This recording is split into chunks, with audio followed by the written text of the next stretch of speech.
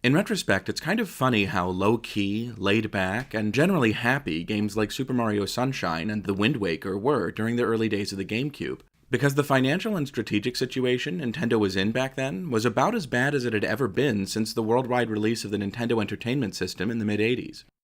Nintendo had survived massive flops before, most notably the ill-fated Virtual Boy in 1995, which didn't even break the million-unit mark and was discontinued in less than a year.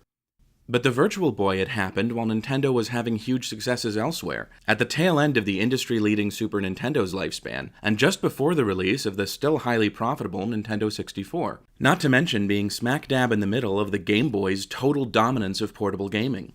The Virtual Boy was a sort of hybrid between the SNES and the Game Boy that just didn't work out, but Nintendo still had the SNES and the Game Boy to fall back on when it failed. It was a massive hole in Nintendo's finances that was nevertheless quickly and easily patched up, while the Gamecube was the opposite, a small and slow but persistent leak that never really failed, but also never really paid Nintendo back for the massive investment of time and effort that went into it and its library of games. I can imagine the people responsible for a game like Pikmin 2 or Metroid Prime Echoes, which were both fantastic games but C-listers in terms of sales, looking wistfully over at the Game Boy Advance, Nintendo's real breadwinner during this era, and rolling their eyes at the irony of it all. The GBA was technologically about on par with the Super Nintendo, and it was full of nostalgia-fueled 2D games and ports, not to mention a tide of licensed shovelware. It had its eyes glued to the past, but it was also enormously successful, selling just over 80 million units during its lifetime, or, put another way, nearly 4 times as many units as the Gamecube. As Nintendo's flagship home console, the Gamecube was where all the progress was being made in making games more technologically complex, ambitious, and innovative. But being out in front also means that all those cannonballs whizzing through the air are going to hit you first. The Gamecube had to contend with Microsoft's technologically meteor Xbox and Sony's world-conquering juggernaut, the PlayStation 2, at the same time.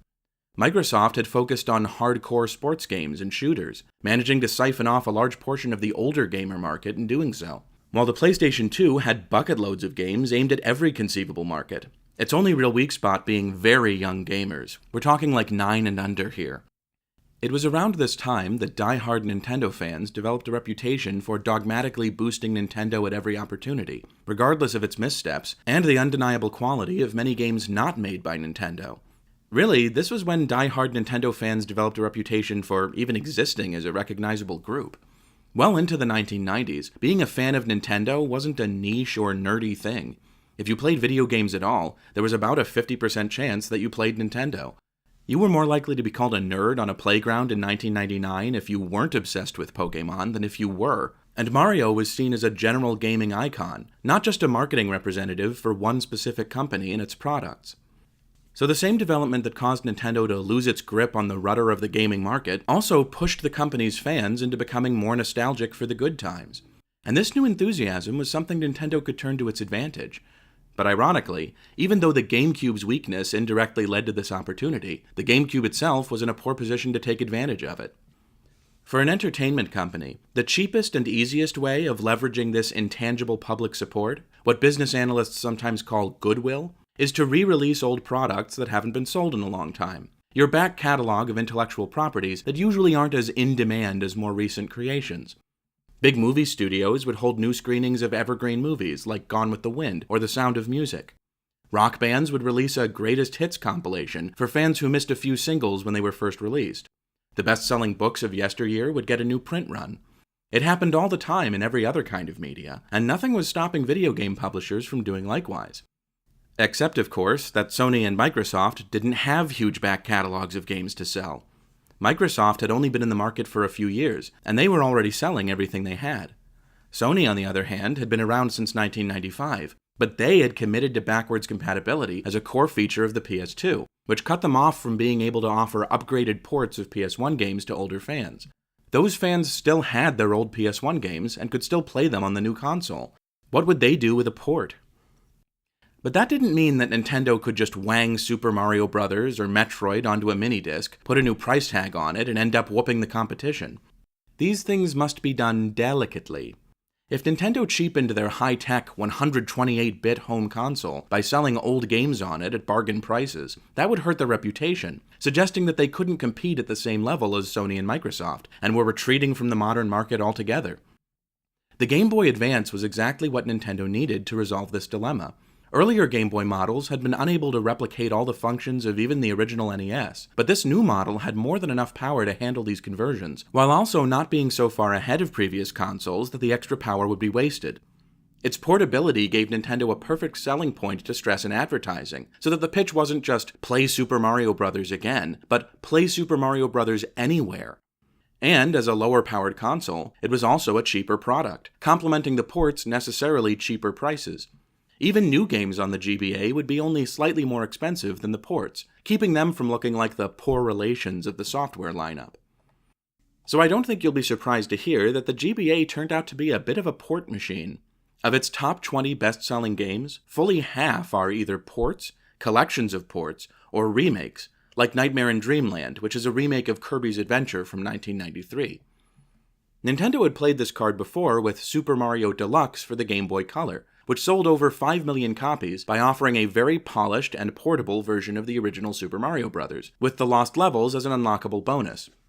But that was just one game, while the GBA's library was stuffed with high-quality ports. For a lot of people, this was the first time they had ever experienced these classic games, and they saw these versions as definitive. I can tell you personally that as far as teenage me was concerned, A Link to the Past was a Game Boy Advance game, and Super Mario Bros. 3 had save points. This was great for Nintendo's bottom line, but it did have the possibly unintended effect of splitting fans into two camps, the remake aficionados and the defenders of the original. The argument between these two groups is still going on today, and it's particularly interesting to me since I've drifted from one of these camps into the other over the last 15 years.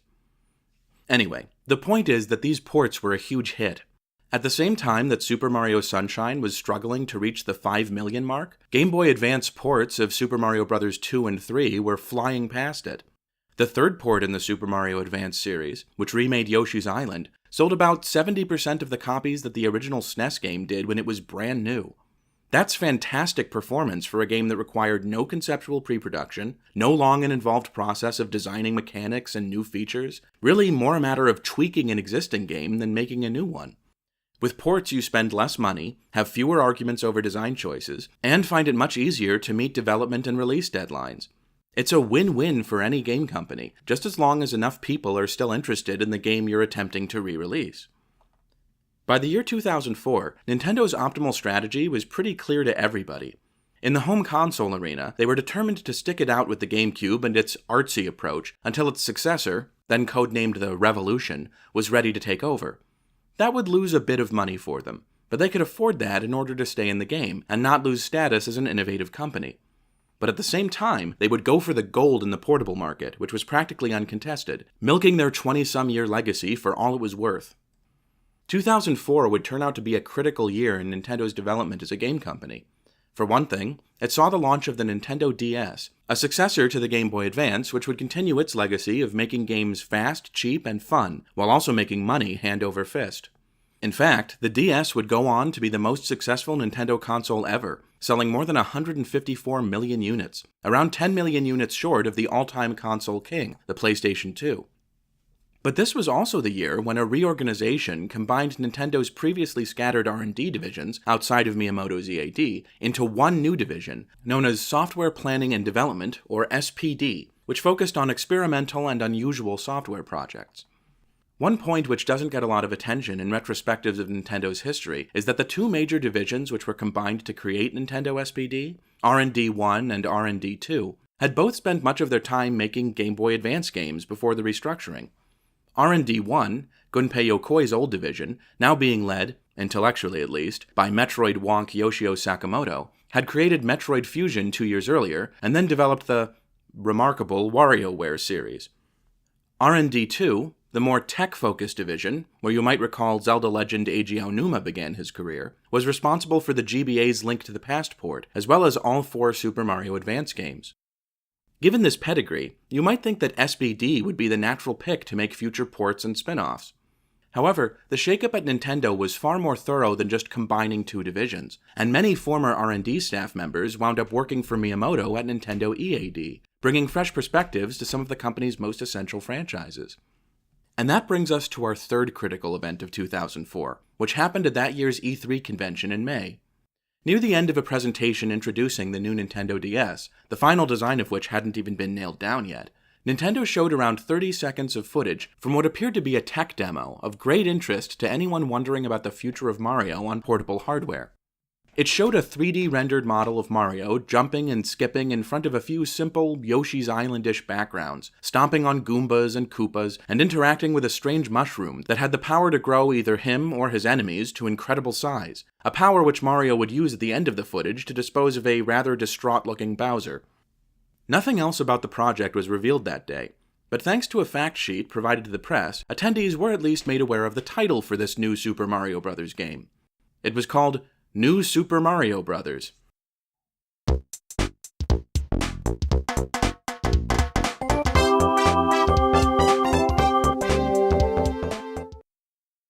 Now there are two reasons why I started this video with all that rigmarole about corporate strategy and re-releasing old video games. The first is that, in the absence of extensive developer interviews, or any other detailed information about New Super Mario Bros. Development, one of the few ways we can get some insight about why this game turned out the way it did is to look at the resumes of the people who worked on it. As it turns out, many of these people were veterans of Nintendo R&D too, such as Hiroyuki Kimura, who had been the director for 3 of the 4 Super Mario Advance games and would end up as the producer for New Super Mario Bros. Like so many other future Nintendo stars, Kimura was an artist by training, but he worked his way to the top by going around the periphery of Nintendo, not straight up through EAD, where all the super popular franchises were kept. Kimura started his career as part of the art and character design team for Super Mario Bros. 3, but his first big position of responsibility was co-directing Metroid 2 Return of Samus for R&D 1. The other co-director was Hiroji Kiyotake, who you might remember as the original creator of Wario. This early experience with portable games would serve him well in the early 2000s, when he became the art director for Super Mario Advance, a port of Super Mario Bros. 2 put out to capitalize on the success of Super Mario Deluxe on the Game Boy Color. And capitalize it did. The series was so successful that even after they had ported Super Mario Bros. 2, Super Mario World, Yoshi's Island, and Super Mario Bros. 3 to the Game Boy Advance, Nintendo was still hearing from people eager to know what Super Mario Advance 5 was going to be. Which brings up an interesting question. What could it possibly be? There hadn't been any new 2D Mario games since Yoshi's Island. So what? Were they going to do a port of Super Mario Land, which was already a portable game to begin with? Or maybe a stripped-down reimagining of Super Mario 64, like what Rare did with their Donkey Kong Land games? Well, as it turned out, Nintendo did make a port of Super Mario 64 as a launch title for the DS, but that was not Super Mario Advance 5. Strictly speaking, there wasn't going to be a Super Mario Advance 5. What Nintendo was planning was an entirely original game made by Super Mario Advance team members. This was more of a gamble than you might think. The ability to make a good adaptation doesn't always mean you have the ability to create something new. Nobody at Nintendo had made a classic 2D Mario stage in more than a decade, and while a lot of the employees who made those classic games were still at Nintendo, they weren't level designers anymore, having long since graduated to directing and supervising. 2 years before New Super Mario Bros. Started development, the CEO of Nintendo had passed the torch to a younger executive with a very different style and approach to making games. Now the Mario franchise was doing something similar, rebooting the development of 2D Mario games, but entrusting their creation to younger and less seasoned Nintendo employees, people who had grown up playing the original Mario games rather than making them. Would these newbies be able to live up to the legacy of 4 fantastic, groundbreaking games in a row? Was their experience porting these classics enough to inspire them to make a new classic, while Nintendo's superstars were busy making 3D extravaganzas on a different console? Well, that brings me to the second reason for my beating about the bush so much in this video, which is that, while I can appreciate the technical skill that went into making New Super Mario Bros., and even admit that it's a pretty fun game with some interesting level concepts, at heart, I really dislike how it's designed. Take the story, for instance. New Super Mario Bros. Begins with Mario and Peach walking through the countryside one day when an explosion goes off at Peach's castle. Mario rushes off to investigate, leaving Peach alone to be kidnapped by Bowser Jr. Mario eventually realizes his mistake and rushes back to rescue Peach, and there's your premise. Now, this isn't a terrible foundation for a Mario game, but the thing is that New Super Mario Bros. Has basically no other plot developments. You throw Bowser into the lava at the end of the first world, and he turns into a skeleton, which you defeat in World 8, and then Bowser Jr. brings him back by throwing his bones into a cauldron. So I guess that's technically an event, but there's no surprise or tension associated with it. It's not like Jr. has to find something or do something to bring his dad back. It just works the first time he tries it, and apparently he didn't bother trying it until the last world. The manual makes an effort to punch up this story, but fundamentally there's really nothing to it. Even the blurb in the manual for the original Super Mario Bros. Had more content than this. And just look at the way these two paragraphs end. Super Mario Bros. Ends with, "You are Mario. It's up to you to save the mushroom people from the black magic of the Koopa." And New Super Mario Bros. Goes with, "Looks like Mario's going to need all the mega mushrooms he can find to get to the bottom of this mess." Which is not only less dramatic, it's also a total lie. Mega mushrooms are 100% optional in this game. Nintendo employees, Miyamoto in particular, went crazy hyping this power-up and marketing New Super Mario Bros., and I honestly don't understand that at all, because it's a really obvious and boring mechanic. Mario just turns giant and crushes everything in his path for a little while. It doesn't enhance the core gameplay, it destroys it, and depending on where you use the Mega Mushroom, it can actually block you from making progress. That's right, the most heavily promoted aspect of this game has the potential to make you sit there like a lump until it wears off. In a Mario game, which is all about moving forward. The only good thing you can say about this power-up is that it makes some otherwise frustrating sections of gameplay really easy to get past. But that's also something you don't need, because the game on the whole is already really easy. Probably the simplest and least challenging classic-style Mario game ever created.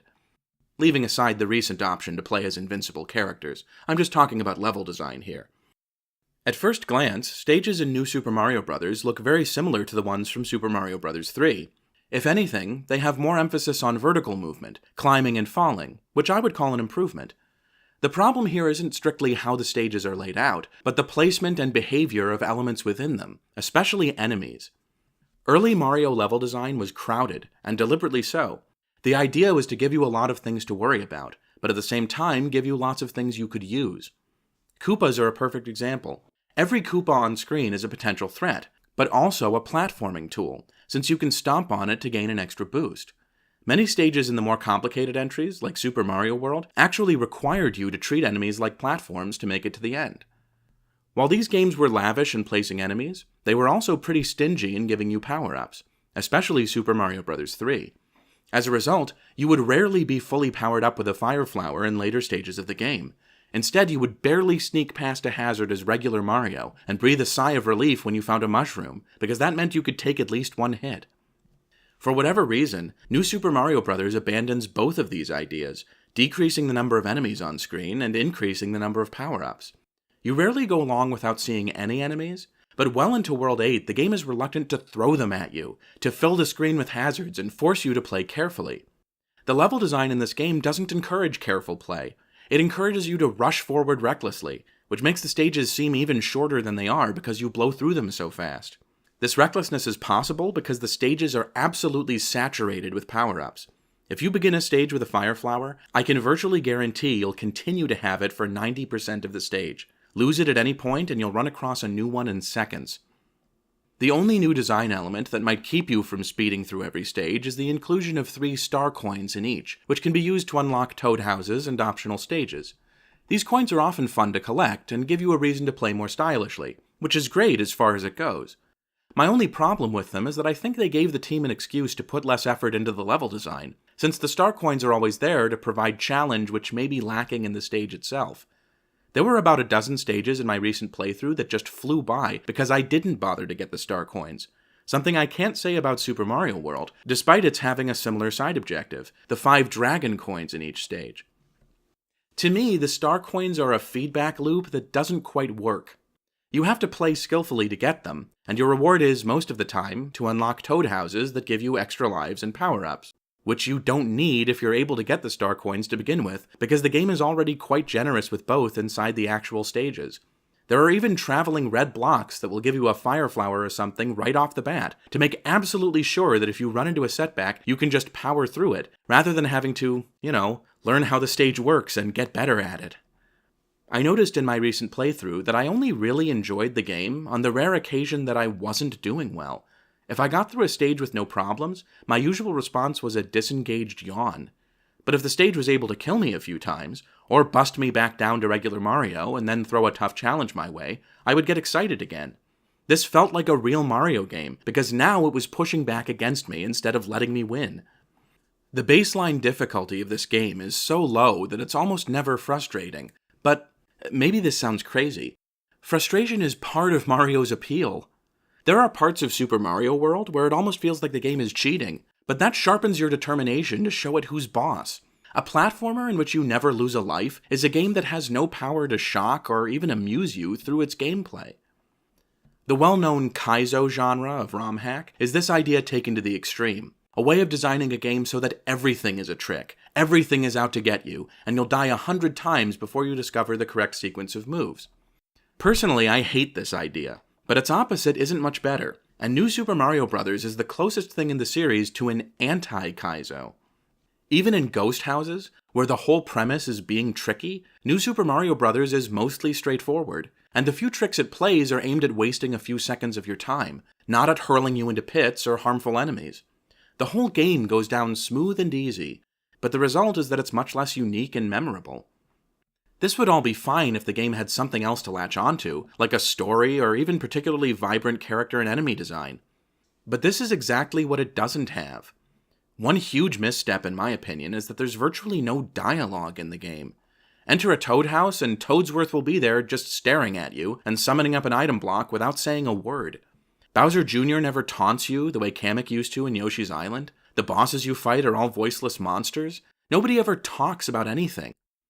And I really don't understand where this idea that classic equals no on-screen text comes from.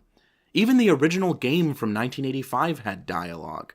The Toads would thank you when you rescued them, but tell you the princess was in another castle, remember?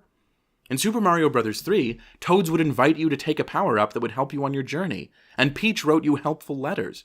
Heck, even Bowser talked in that game. The only classic Mario game with no dialogue at all was Super Mario Bros. 2, but it made up for that with a very elaborate premise told through its manual.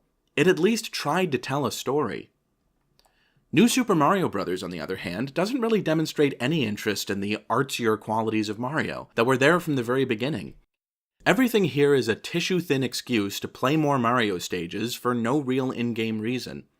Mario has to go through 6 colorful worlds on his way to Peach, not because he's saving these worlds, like he was in Super Mario Bros. 3, but just because they're in the way. There are also 2 bonus worlds you can get to by defeating bosses with a mini-mushroom. And the reason you would do that is? I thought Mario wanted to rescue Peach. Why would he deliberately waste more time doing that by going through worlds that he doesn't have to go through? Well, because it's Mario, and Mario stages are fun, and Mario is really just you, and you want to play those stages, right? Because they're fun. And if all these stages were incredibly fun, I'd be more interested in that proposition. But my idea of fun has always been tied into some fictional context. If it's not interesting, it's not fun to me. I would describe a lot of New Super Mario Bros. Stages as easy rather than fun, and I would never play through an optional level just because it's easy. If what you want is easy, the easiest thing to do is not play the extra stages, or even put the whole game down and go read a book or something.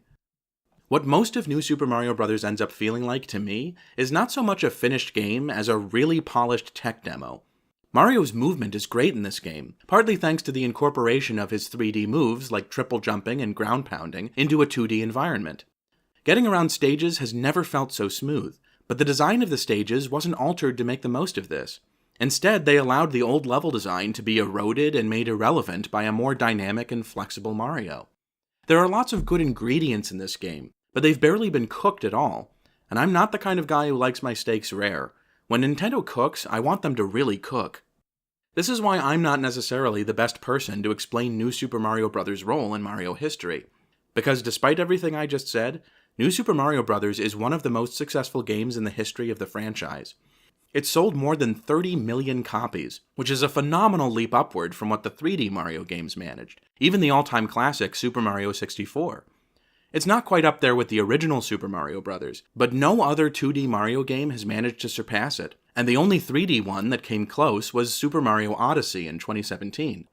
Like it or not, this game and its stripped-down, nuance-free approach to classic Mario was here to stay. Shigeru Miyamoto, who had been a little hands-off to begin with, got deeply involved with the creation of New Super Mario Bros. Wii, a home console follow-up to New Super Mario Bros. That sold almost as well. An additional portable sequel and one more home console sequel would follow, to steadily diminishing returns, until Nintendo decided to wrap up the sub-series shortly after the release of the Wii U. But what lasting impact did this game and its 3 sequels have on the subsequent development of the mainline Mario series? As it turns out, for such a financially successful part of Mario's history, surprisingly little.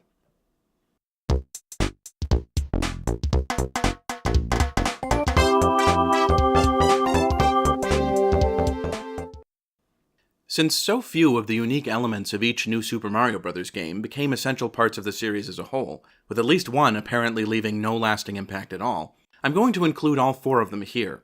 Otherwise, this part would probably be 2 minutes long. You wouldn't think that a game with barely any story would have much of an impact on future stories in the Mario series. And you'd be right. The only thing I can really think of is the introduction of Bowser Jr., originally a 3D Mario character, into a 2D setting. I suppose you could also count the skeletal form of Bowser that's introduced here, known as Dry Bowser, who reappeared in the special world of Super Mario 3D World, and several spin-offs. Since the other 3 games in the series have a virtually identical story, there's not much to say for them either. But New Super Mario Bros. U did introduce the recurring character Nabbit, a purple bunny-hooded thief who bears a striking resemblance to Ravio from A Link Between Worlds. Nabbit started out as an antagonist who steals items from Mario, but soon after he became an ally and a playable character. Nabbit represented the first super easy difficulty option in Mario. Clearly intended to be played by very young children, Nabbit is invulnerable to all damage that doesn't result in instant death, though lava, poison, bottomless pits, and the like still work on him. Not the most interesting character in the world, to be honest, but he has his fans. It's certainly better than nothing, which is what the rest of the games offered. Gameplay is a more interesting affair. These games certainly introduced new power-ups, enemies, and level elements, but then again, so did Yoshi's Island and its sequels.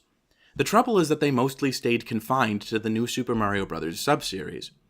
Admittedly, there's only been one major 2D Mario game since the end of that sub-series, so theoretically a lot of this stuff could come back in the future. But I don't have a crystal ball, so we have to stick to what we know. The Mega Mushroom from New Super Mario Bros. Did reappear in Super Mario 3D World as a normal power-up, but the Mini Mushroom, which lets him run on water, jump higher than usual, and pass through small gaps, stayed confined to the sub-series and a few spin-offs. The Penguin Suit and Propeller Mushroom from New Super Mario Bros. Wii didn't break out of the sub-series either, nor did the coin-generating Gold Flower from New Super Mario Bros. 2, or the Super Acorn from New Super Mario Bros. U that turns Mario into Flying Squirrel Mario. I sound like I'm making this up, but I swear to God I'm not. Aside from Dry Bowser, no recurring bosses were introduced throughout the whole series, although you mostly fight Bowser Jr. and various Koopalings. Those are recurring characters, it's just that they predate the sub-series, so I can't give it credit for creating them. And I'm fairly certain that none of the original enemies from the new Super Mario Bros. Games appeared in any future Mario game. There are a lot of them, though, so it's possible one slipped my mind. General design is the hardest one to pin down.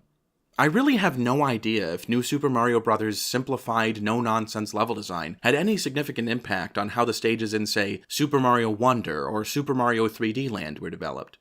There are some elements which they have in common, particularly the length of stages. But then again, classic Mario stages could also be quite brief sometimes. The whole idea of using cannons to skip worlds, or beating bosses with a special power-up to access alternate worlds, doesn't seem to have escaped the sub-series. Future games did go with the world map idea, both 2D and 3D ones, but I don't know how much the success of New Super Mario Bros. Influenced that. It certainly didn't originate the concept. That would be Super Mario Bros. 3. The biggest general design thing that any of these games added to the series is definitely New Super Mario Bros. Wii's implementation of 4-person multiplayer, later seen in Super Mario 3D World and Super Mario Wonder. There's been a lot of talk about how this has changed Mario level design, mostly for the worse. But the fun you can have bumping around these levels, with 3 other people helping, hindering, and haranguing you at every turn, adds a wonderful social dimension to what had traditionally been a very solitary experience. I love it when Mario games try to be funny, but the multiplayer-focused Mario games are funny without Nintendo even having to try. I wouldn't want to see it in every Mario game, but if a console generation ever goes by without at least one total nonsense generator along these lines, I'd be disappointed.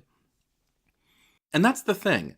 Kind of like Yoshi's Island, the new Super Mario Bros. Series only pretends to follow the tradition of classic Mario design, but the games are still a lot of fun. If anything, my gripe with the first new Super Mario Bros. Is that it doesn't break enough rules. It radically simplified the aesthetic and story approach to Mario, but other than that, it really is just more Super Mario Bros. 3 with a few new ideas, like what Super Mario World would have been if Miyamoto's team had gone with their first idea for it. I've heard people call this the best game in the sub-series, but it's so ruthlessly plain that to me it feels more like the worst. Okay, second worst. Let's not go crazy here. Luckily for me, I wouldn't have long to stew in the unpleasantness of disliking a game that everyone else was hailing as the second coming of Mario. While the DS team was combing through Mario's old family albums looking for ideas, big things were in store for the next 3D Mario entry. Huge things. Galaxy-sized things. And the team making this new game was bound to give us something special. After all, these are the people who made Donkey Kong Jungle Beat for the Gamecube. What could possibly go wrong?